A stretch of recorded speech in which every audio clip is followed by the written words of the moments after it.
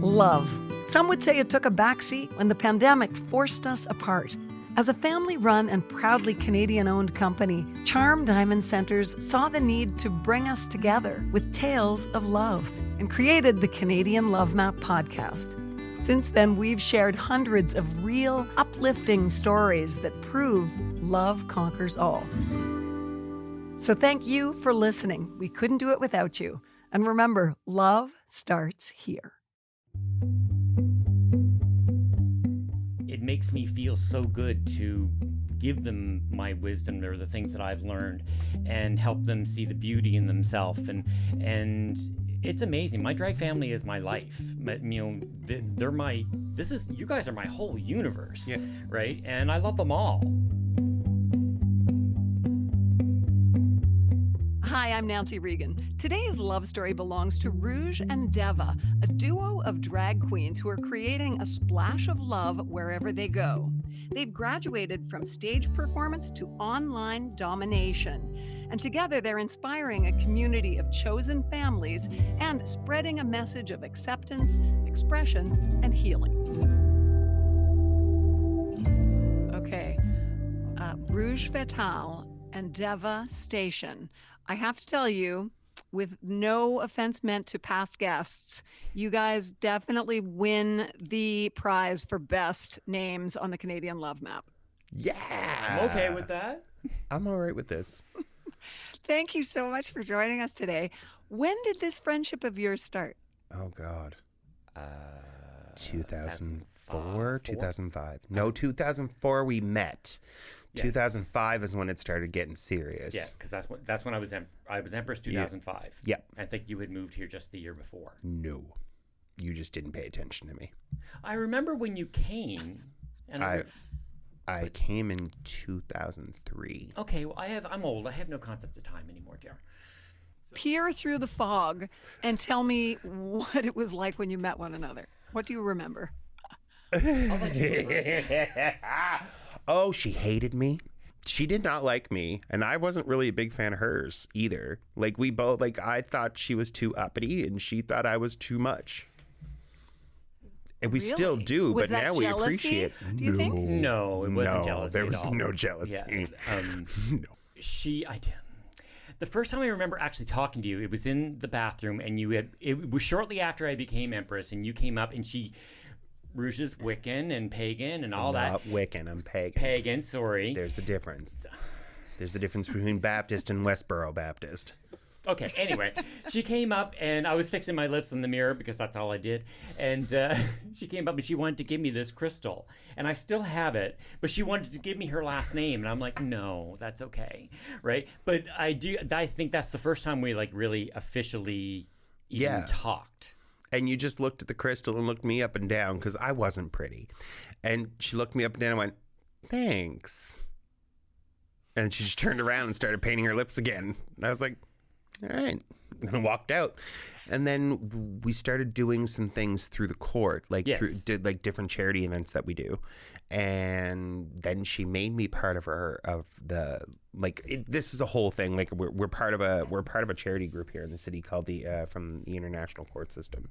So an Empress is the top figurehead person of that year. Uh-huh. So she was the face of the court for that year. She had to make sure that certain things happened. Anyway, we started doing a lot, and I had started coming out to a whole lot of the charity stuff because I thought that it was a really good cause, and it was awesome, and it was local. It was a way in, it was a way in. It really was to get stage time for free. It was a place to go, and we just both really started to, when we started working side by side out of drag, we started learning a lot more about each other, and we started finding out that we had a whole lot more in common than we actually even really thought we would. You guys came to the wedding. Yes. We don't need to talk about that. But that was a big one, though, for you to show up there, because then you got to meet family, and we got to see the other side of our lives.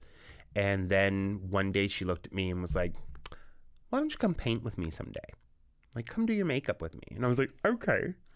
That's a big difference from when she dismissed you in the bathroom. I didn't dismiss her. You dismissed me. I was just... You had a crown on your head and went thank you and turned away. If you were the actual queen, 2 security guards would have ushered me away from the bathroom. Where was Jake? I don't know. Okay, so how did your drag journeys start, both of you? Who wants to start with You go ahead. story? That's one. You're older. You start. Yeah, I'm older. So, well, as a little boy, I used to dress up in my mommy's clothes, but I always wanted to be a hairstylist. But when I moved here for hair, I had been an aerobics instructor, so I was in really good shape and I was here like 2 days and I worked at Reflections, right? So nobody knew me, but I met up with these drag queens, of course, because they were beautiful. And I was like, oh my God. And so slowly I started to do hair for them. At that time, my drag mother, Studio X Lenoir, who passed away a few years ago, she was like top queen, right? And she's insanely gorgeous. I mean, she was a woman. She was perfection. And I was brought before her like a lamb to the slaughter, and I was given one of her wigs. It was her Miss America wig, and it was her favorite. And I had set it for her, and she loved it. And it was only maybe a week after that when I had got a phone call, and it was her, and she's like, "You're going to come out stepping with me." And I'm like, well, I have nothing, right? And I didn't really have a lot of interest in drag. I'm not really sure. And I was like, well, I have nothing. She said, I'll take care of all that. Don't worry. Should shave yourself from head to toe and we're going. And so I went over. She put me in a little black mini skirt and a little top. And I needed no corset then. I was no padding. And she put me in her Miss America hair and off we went. And that was the beginning of it. And we became really close friends, and she took me under her wing and taught me to blend and to hiss when you walk into a place so that everybody moves out of your damn way. Like, but It's true. How did you feel that first night when you went out with her? I can remember where it was called the Millennium at that point, but it used to be Rumors, and now it's the Global Building. And that was the very first time I ever went out in drag. And we had got out of the cab, and just before we went in the door, she turned to me and she took her powder puff out and she was powdering my nose. And she's like, okay. She said, you look amazing. And she said, I want you to walk in that place like you own it, right? And I'm like, okay. And I did. And I think I was hooked right there because I got attention, right? And drag queens, we love attention. Of course we do. That's why we do this. But I fell in love more with the creative aspect of it. Like, drag became my creative outlet. All the things that I'm good at, I got to put into drag. And not just for me, like I've made clothes and stuff for the girls around the city. Like I like to help the next generation, but that's my origin story. So Okay, next. I had done it like a Halloween once, and people were like, "Oh my God, you look good." I was like, "Okay, cool." And then it was Pride. I was living in Cape Breton at the time, and I was down there to go to school for nursing. And it was Pride week down there, and they had their Miss Gay Sydney pageant. And a friend of mine looked at me and said, "I dare you to do that." And I was like, "I am not doing that. You are all foolish. No." And they looked and said, "We'll buy you drinks for the entire week of Pride if you do that." I said, "What wig?" So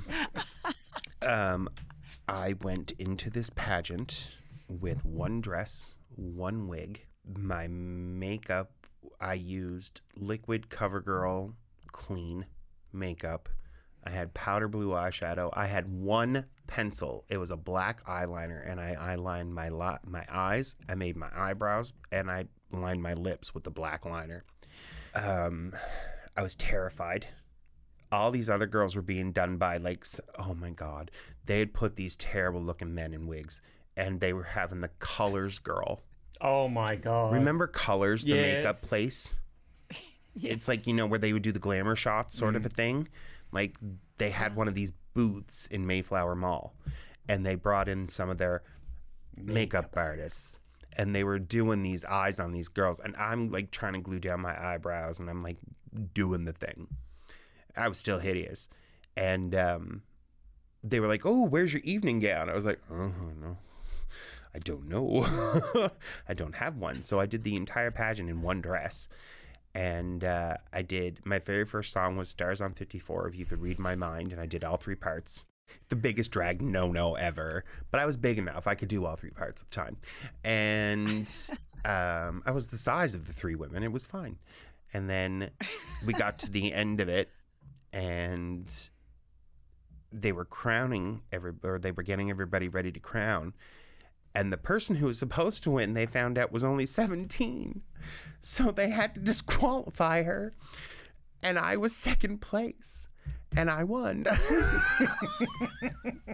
Oh my gosh, you were the runner-up. I was the runner-up. I won by technicality. Oh my God, you were Coco Montrese. I was Coco Montrese. I know, right? And same thing. A win is a win. It is. And I finished the night off with Beautiful by Christina Aguilera, because you're beautiful no matter what they say. And I still say it all the time. Like, okay, Christina, words can't bring you down. But I was hooked. Was it love at first drag? Completely, because it was performance. And I was a theater kid. I'm a theater junkie, and I loved being on stage even as a kid. And my grandfather was the president of the Men of the Deep. So I was in Festival on the Bay and the whole 9 yards down in Cape Breton. And so it just felt so good to be back on a stage. And I got to develop a character on top of it all. So, and you get to build this brand new person. And everyone wants to be with you and wanted to see you do more, and they wanted more and more, and it just it's crazy. It's interesting because I think in so much of our life, people, especially growing up, people want us to be smaller and more contained, but this is the opposite, isn't it? Complete. Because it the bigger the better. For the most part, especially with our drag. Like, our drag is camp and glamour. There's so many different subsections of drag all the way around. Like, there is no one particular way to do drag. Like, there's so many, like, you can do the soft and the feminine and the impersonation and the illusion, or you can do the over the top, the big, the bold. Like, she's more glamour, I'm more camp. I like characters. I like to do cosplay stuff, and I'll do Cruella de Vil and Maleficent, and I do Jessica Rabbit, and all that's the stuff that I really that gets me excited, because I like to create and I like to build, and so that's what keeps me going with it. Well, and that's one of the big things that happened with the two of us. We started getting creative, doing things through the court together, making different. We started planning different events and different types of things we could do to help raise money that weren't just the same old things you see in and around with drag queens anyway. We like to ruffle feathers. Exactly.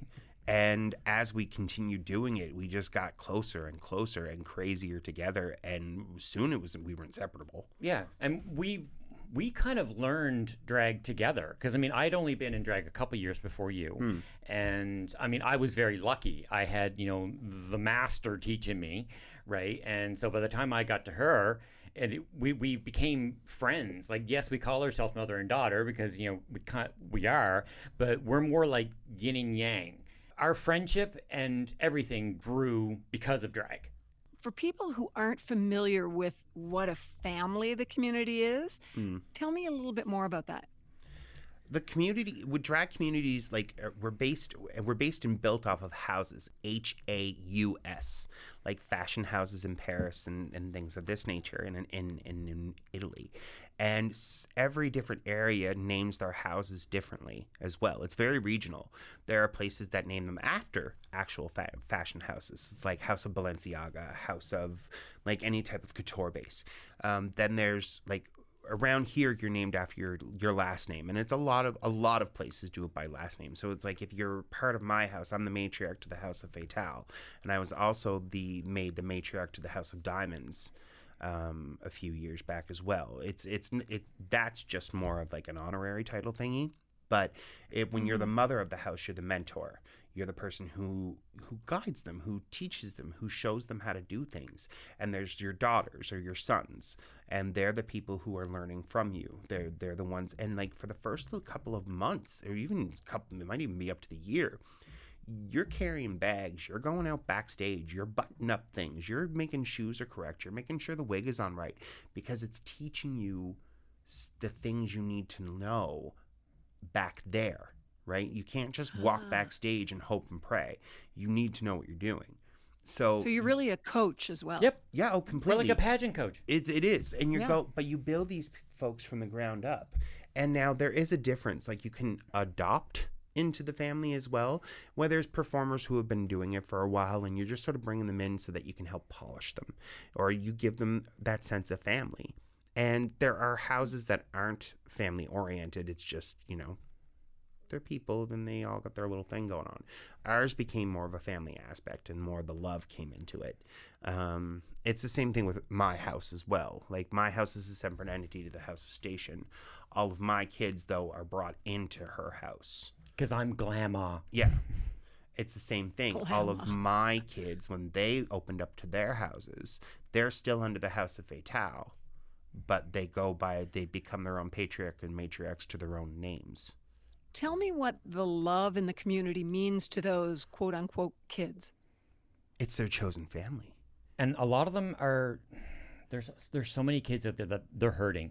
Like, and so many, ones just in our immediate family who have mental health issues, who are struggling with all kinds of things. And, we get those messages as if we were parents, right? And that's how the love kind of really built for me, is that the kids reached out, and it makes me feel so good to give them my wisdom or the things that I've learned and help them see the beauty in themselves.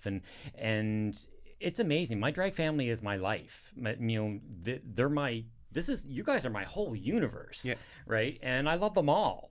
There are days I'd like to, smack them in the head, some of them, but I mean, for the most part, That's family. Yeah, that's Exactly. family, but yeah. But it's true, and especially like what Deva just said, like there's a lot of them that are going through things they aren't accepted by their own families.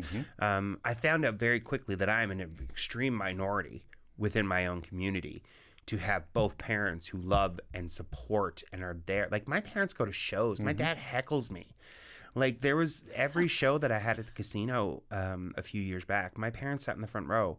My mom couldn't make it one day, and she cried on the phone. I miss you. I'm like, oh, woman, breathe. That's amazing. What does it mean to both of you to be a source of love and, the teachers of self-acceptance in a way? How does that feel? It's something I never thought that I would be. As someone, I was insanely bullied growing up. Like, I mean, I've had all that, but I've overcome that. I had little problems here a couple of years ago, but it's my drag family. It's drag that kind of moved me past that. It's drag that saved my life. And now, because I can look back at myself and know how I felt during certain times, I can hear it when they speak to me, and so I know how to talk to them. And so does my husband. I mean, Jake is a drag daddy. I mean, we call him daddy. And he, like, the kids that I'm surrounded by 20-year-olds now. It's amazing. And they're amazing kids. And Jake thinks more of them than he could. I love listening to him talk and just being proud of the kids. Like, I mean, especially like one of our kids, Colton. He was, COVID hit, he lost his job, and Really depressed. He was really depressed. I was really worried about this kid. Like, Jake would make sure he texted him like several times a day, like, how you doing, baby? And now he is actually doing like his dream job. He never would have realized this kid was a car buff. And now he is selling like a mofo, and he's doing these amazing videos and stuff like that because he helps us do the stuff that we do. So he's learned parts of that, and he's really good at it. And now the videos that he's doing, the head office wants to use. And I'm like, Jake, you should feel really good. The fact that we as a family got to help this child. And I mean, I would take anybody in. I enjoy this so much now because I never thought that this is what I would be like, and that I would be maternal and nice to people. Nurturing. Nurturing, yes. She was not the nurturing type. And it really has, I've gotten to see her change over the years and the evolution between the two of us. And it's been an exciting ride so far, and we're not even done. We're nowhere near done. Well, we started a little later than most, but yeah. But Lord, why not? Why not keep going? There's so much ahead, but There's let's so talk about your show that you started. So Queen's Ranting is a genius idea, and you're Thanks. following through big time. Yep. We used to always have great ideas, and we say, yeah, and then we just wouldn't do it.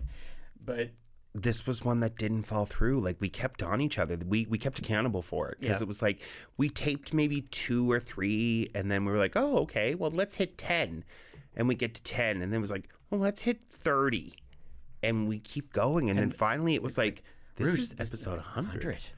Like, we were doing it before we knew we were actually doing it. And we started, and we knew nothing.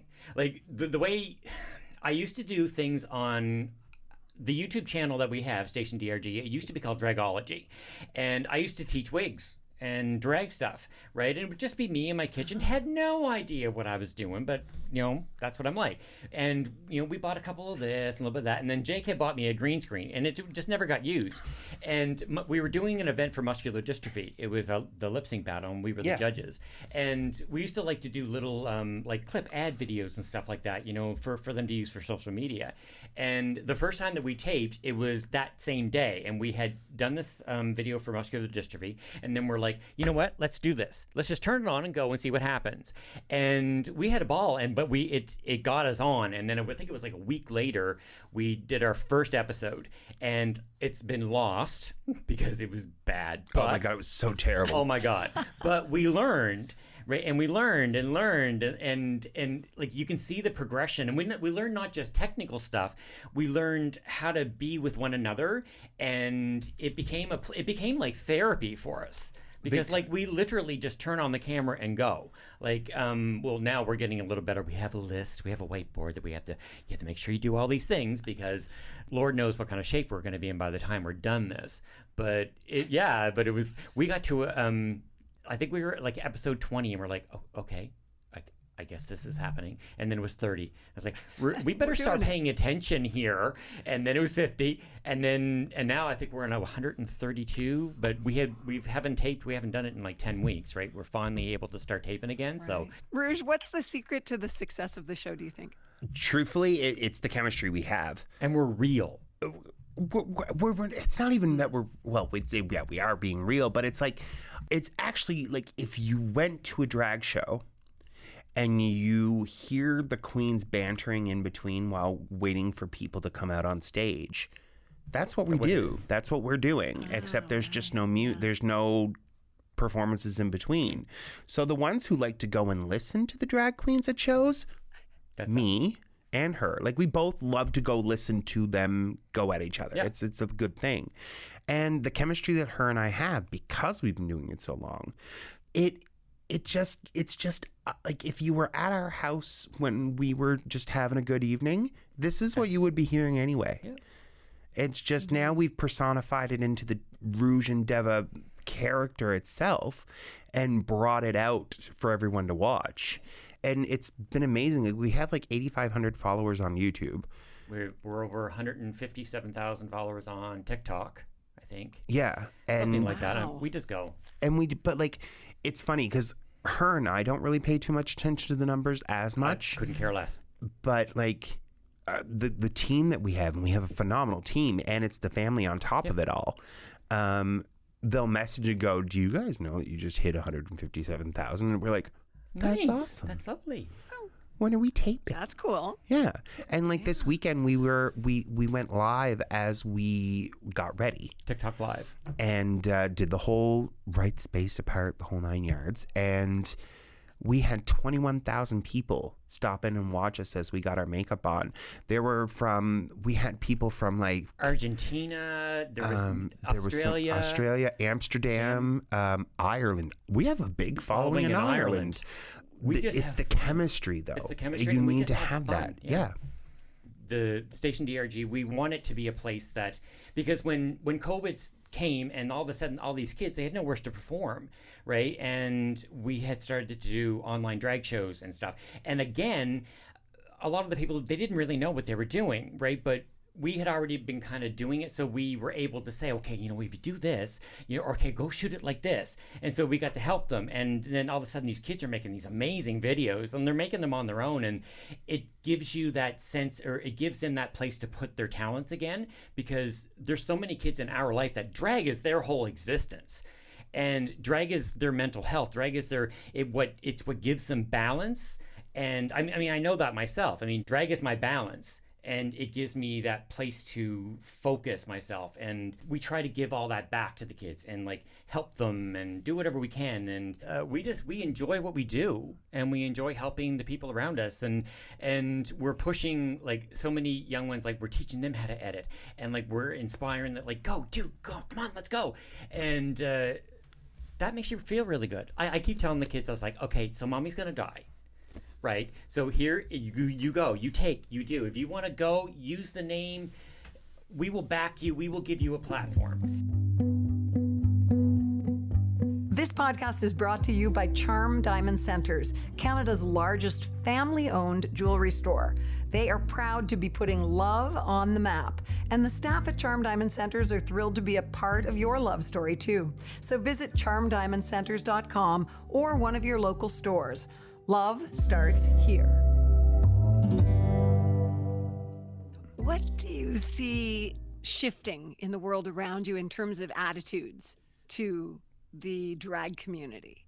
Well, we used to be a subculture within the gay community. Like, we were hidden in the back at the bars. You went on a Sunday night, you watched the show. If there was something charity that you needed to boost the people and get some money, you called on the drag queens. It wasn't until we said it here, when I got the show at the casino and they started putting the billboards up and the radio ads and things like this, and it became a mainstream scenario. And it wasn't a thing of hearing, you didn't hear a drag show being announced on anywhere. You would never see mainstream advertising. So once RuPaul's Drag Race came into play and people started seeing queens as an actual form of entertainment and an actual live art, is when it really started pushing for us. So it was probably about 7 or 8 years ago. But we've been around since the dawn of time, There's always been somebody putting on somebody else's clothes and trying to act their way. That is well said. But it's true. And, it's a huge part of our community now. And it's become a huge part of just regular pop culture, period. When I'm walking down the street in drag and you just hear 4 or 5 16-year-olds go, yes! It's just you stand up a little bit more, because 10 years ago, those 16-year-olds were not yelling yas. They were yelling a 3-letter word, but it wasn't yas. And it's so much different now. Before, when we walked down the street, we'd have eggs thrown at us. And I'm not joking. I wish I could say that was a laugh, but it's not. The amount of things that got physically thrown as well as mentally thrown at us is unbelievable over the years. When I hear about some of the things that happen to women within their community, and you hear about people putting the keys in between their knuckles, that was a regular thing for us. You were taught that. You got taught how to take someone down if you needed to, because just because you were dressed as a woman, they thought they could treat you like one. And it's unbelievable what some people did to us in just walking to our cars in broad daylight, even, because we weren't considered human. Deva, tell me about the award that you and your husband Jake won recently for your work with StationDRG. It was the most amazing day of my life. The universe stepped in when they brought us Tina Murphy. She's with TD Bank. She does all their social media. She's the most energetic person I've ever met in my life. And I would like to find where her switch is. And the award was the TD Thanks You Award for being pillars in the community, and for helping, and just for making the world a better place. Or for trying at least. Yeah. Again, it was one of the muscular dystrophy events, and Rouge and I were the judges, and Jake, my husband, was there. And he could sell refrigerators to people in the Arctic. And anyway, he was sitting in the audience, he was doing his thing, and there was a empty chair beside him, and it was Tina. And they immediately started talking and and then Jake is really good at selling me off, and fortunately Rouge gets sold off with me. So before that, I'm not mad about it. Not mad at that, no. Jake does drag as well, not as much as what we do, but we got on to do Pride for TD. We became like their Pride ambassadors and their queens, and just working with Tina and just being with her, and she nominated us for this award. There was, I think there was 700 and some nominations went in, and it was us and 2 others that got it. It was all a ruse. They had brought us in, Jake and I in, because they wanted to do this online thing for Pride, and because it was in the middle of COVID and Pride wasn't happening, and we thought that's what we were taping, and it was for some kind of mini documentary. And they had said, oh, we need to come to your place and tape you guys getting ready, right? But we want to interview and and we were told it was for this documentary. It wasn't for the documentary at all. There was no documentary. And but anyway, the day was almost over, and there was other people there. I mean, there was a film crew there and stuff. And we got this yell from upstairs, and I was like, they were interviewing Dinah and I at the time. And we went up, and there's a parade coming down Theakston Avenue, and all of our friends, and just these people with signs and banners, and I lost my mind. I was like, this was just the most amazing thing ever. And Tina lives in Toronto, so she wasn't here, and she couldn't get here anyway. And so all of a sudden, this tractor trailer is coming down the street with this big monitor on it, and all of a sudden it comes up, and it's all our friends and telling how much we've helped them, or all of this. And I'm a mess, like just a mess. And then finally it's Tina, and she's like, we're we're nominating you, what was the line, a studio fit for a queen. And they opened up the back of this van, and they gave us $17,000 in video equipment, and it changed our lives. It took what we were trying to do 5-6 years in the future and allowed us to jump forward, but Tina is amazing. I don't know what to say anymore, because it's just been amazing. Like, all I can do is smile about it, because it changed our life. Well, it's amazing to be recognized. When you talk about the journey from being bullied to celebrated, it's amazing to be recognized for what you're doing by the broader community too. It's just phenomenal. It's unreal when you're pulled out of your own little comfort zone within the community to be shown that you're actually making a bigger difference within the global community, and you didn't know you were. And then all of a sudden you're put into it. It's very overwhelming. It's a lot, but in the same breath, we're doing it with each other. So it kind of makes it a heck of a lot better. Like, I have severe depression and anxiety. I have a whole lot of stuff on my plate when it comes to mental health. Mm-hmm. And so does this one. I'm my own category of crazy. And there's been many a time where we will just give each other a phone call and just say, I just don't talk. Just be there. And there's been times I had one of my favorites. I had a full-on anxiety attack putting my makeup on in a bathroom in St. John, New Brunswick at the Delta. And she was we were sharing a hotel room. She's putting her makeup on at the desk by the other side of the room. And I just went, I don't think so. I can't do this. And she came around the corner, and I had my head leaning over the sink so that the tears would just drip, because I had just done my eyeliner, and it was perfect. And she handed me like 2 tissues. She put them up to my eyes and went, it's not time for Jason right now. Rouge needs to be here right now. And she's like, we can have this moment, and I appreciate, and it's valid, but you need to put her in charge, because we have way too much to do right now. Mm-hmm. And it does. If you hear that voice, that's that one person you can hear that voice over any of the other voices that are screaming. All the other voices in my head telling me I can't. Her voice comes through every time without fail when she's talking to me and says, but you can, and you're gonna. And it's the same thing. She'll call me and go, they're yelling. You need to talk to me.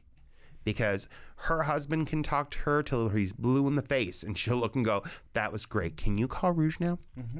And it's the same thing. It's like, my ex-husband used to do the same thing. He'd just hand the phone over, and I'd be like, hello? And she's like, hi, baby. What's up? And it is, because there was a time I had a really bad time.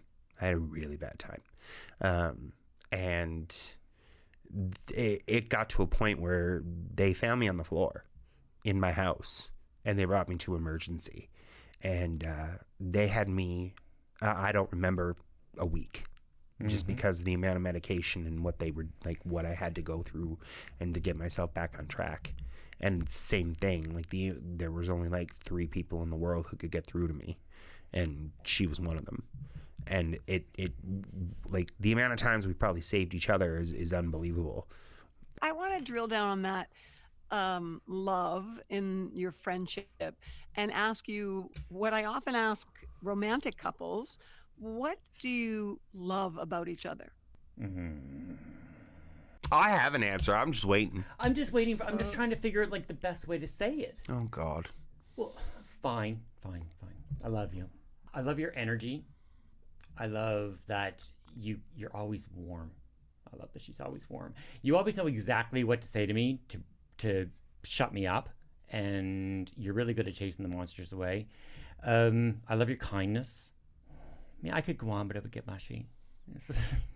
That's beautiful. That's kind of what she's looking for, I think. Go Rouge, your turn. I love the fact that you brought stability into my world and taught me how to be a better person all the way around. And how to focus yourself. You did. You taught me how to focus a lot more. But the thing I love about you the most is that you care, and you care unequivocally. It's not, I don't have to worry about stepping on eggshells. It doesn't matter what it is that you're going to love me no matter what happens. There's going to be consequences to actions. Actions have consequences. That's whatever. You know what I was saying. But when it comes down to it, though, where like you always have my back, and that's amazing to me. I can't imagine my life without you. I really can't. No. I went 10 weeks. I broke my neck last year, and they just found out about what it was this March. So over a year I lived with a broken neck, and it had pinched off my pain receptors. So we thought I had MS. And after I had spinal surgery, I was in the physical rehabilitation for like 6 weeks. I think we texted like 18,000 times a day, just because usually we're on the phone or we're in person or we're talking or we're doing everything. And this just, it stopped everything. It halted everything in our world and made us really have to push and think and do. But no matter what, we didn't lose each other in this. And when a lot of other people could have walked away, she didn't. And it's like, even when I was bad and in a bad place over this year, because I didn't know why I didn't have my energy, I didn't know what was happening to my body, and I literally was just lying there. It was terrifying. It was your condition. It was terrifying. Yeah. And it was like, I was so scared I was going to lose her. I was so scared that she was going to end up in a wheelchair, and it was a very difficult year. Yeah, it's been a really, and I still have a hell of a long road to go, but the stuff, like the texts and the video calls and the chatting, and one day I actually got in drag in the rehab center. I took her down stuff. She brought me down all my stuff. She brought me a wig, and I got in full drag there, and she got in full drag at hers, and we met outside and filmed and laughed and carried on. And she brought me homemade pizza and a treat box and things to do, and and a list of stuff I had to get ready for the next taping. And I went around and did drag in the place and took pictures with everybody and made everyone laugh. And I was like both of us did it, the same thing. We're like, okay, it's the amount of just laughing we did within a 10-minute period, not being able to even go near each other outside in front of the physical rehabilitation center.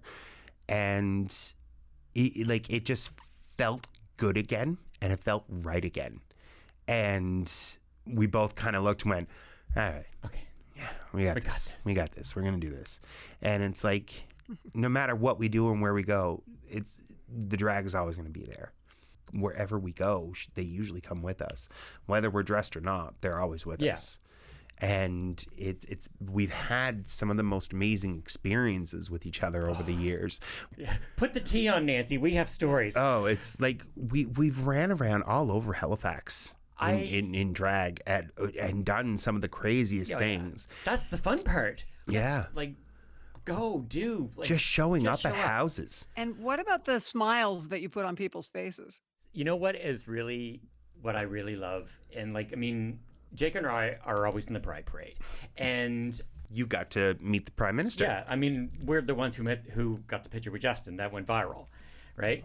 And but these little kids who normally wouldn't be able to have access to us. I mean, these kids are like, I have kids that I've got pictures at the Pride Parade every year. Like, I've watched these kids grow up, right? And that's what is amazing to me. And is that, drag has become so much more accessible, and the kids love us. She does the most amazing library reads. Like, she is so good at it. No, but it's right. You're right. Like we get to do the smiles are the best part of it, especially when you just see a little one in the audience and you wink at them and they just light up, go nuts. 90% of the time when someone comes up and goes, I remember you and I'll look and go, yeah, you met me in front of the Steak and Stein. I was on my way. We were doing this. You asked for a picture, and then you and I laughed, and I gave you a bracelet or something. And they'll be like, you remember that? And I'm like, yeah. I might not remember your name. Dear Lord, don't ask me your name. There's a reason I call everyone Kitten. Baby. Hi, Kitten. Kitten. Yeah. Hey, Poodle. Because I remember you. And I can tell you every single thing. I can tell you what you were wearing. Well, I would call you both Kitten and Poodle to sign off, but your names are too good. Rouge, Fatal, and Deva Station. Thank you so much for joining us today. You're very welcome. Thank you for having us. Thanks so much for listening to the Canadian Love Map. If you love us, please subscribe and share. We'll be back next week with another love story to add to the map. This podcast is presented and made possible by Charm Diamond Centers. It's hosted by me, Nancy Regan, and is produced and distributed by Podstarter.